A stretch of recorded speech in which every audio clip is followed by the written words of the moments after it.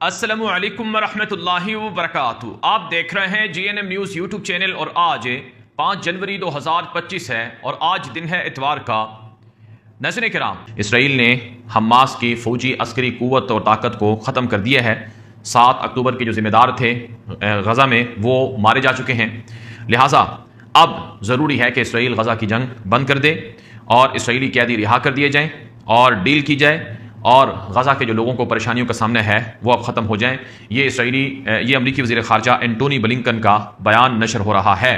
लेकिन एंटोनी ब्लिंकन जो अमेरिका का वज़ीर ख़ारजा रहा है ये तो जा रहा है, इसके बमुश्किल 10 दिन भी नहीं रहे हैं। 10 दिन के बाद ये किस्सा पारी ना बन जाएगा। एंटोनी ब्लिंकन ने कम से कम भी जब से ये जंग शुरू हुई है तब से लेकर अब तक कोई 10 मरतबा इसराइल का दौरा किया है और अमेरिका ने, जो बाइडन की हुकूमत ने जाते जाते इसराइल को मजीद $8 अरब का असलहा देने का ऐलान किया है। और पिछले 1.5 सालों में अमेरिका की जो बाइडन हुकूमत कम से कम भी $150 अरब या शायद इससे भी ज़्यादा जो असलहा है वो इसराइल को दे चुकी है। लेकिन अब सिर्फ दुनिया को दिखाने और बताने के लिए और अपनी आवाम को बेवकूफ़ बनाने के लिए कहा जा रहा है कि हमें तो गज़ा की बहुत फ़िक्र है और हम गज़ा के हवाल से बहुत परेशान हैं, हम गज़ा के अंदर तो अमन चाहते हैं। ये अमेरिका की जो बाइडन हुकूमत दुनिया के सामने जाहिर करना चाहती है। आज की एक और खबर आप सामने रखेंगे।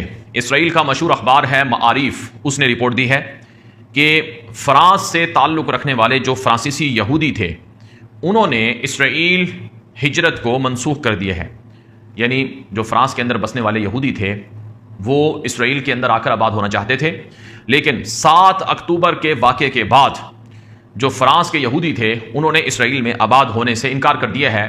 और ये इसराइल के लिए बहुत बड़ा धचका है कि दुनिया भर में बसने वाले जो यहूदी थे वो इसराइल आकर आबाद होने से इनकारी हो चुके हैं, जो कि स्टेट ऑफ इसराइल के लिए एक बहुत बड़ा ख़तरा है। ये इसराइल के अखबार मारिफ की रिपोर्ट में बताया गया है।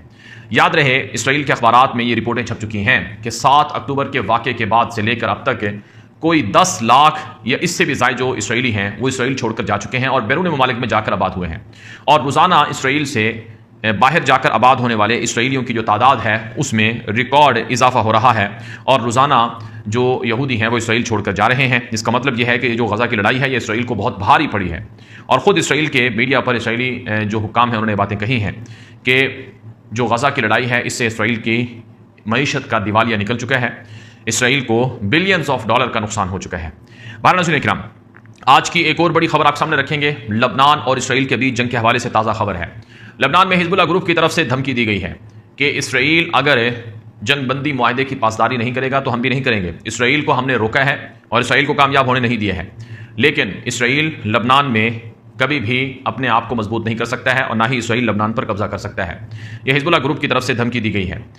याद रहे, अमेरिका को इसराइल ने पैगाम दिया है कि हम 60 रोज़ा जंगबंदी मुआहिदा ख़त्म होने के बाद भी लबनान में अपनी फ़ौजें बरकरार रखेंगे।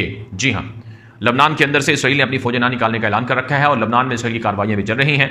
वो अलग बात है कि हिजबुल्लाह की तरफ से इसराइल को धमकियाँ दी जा रही हैं।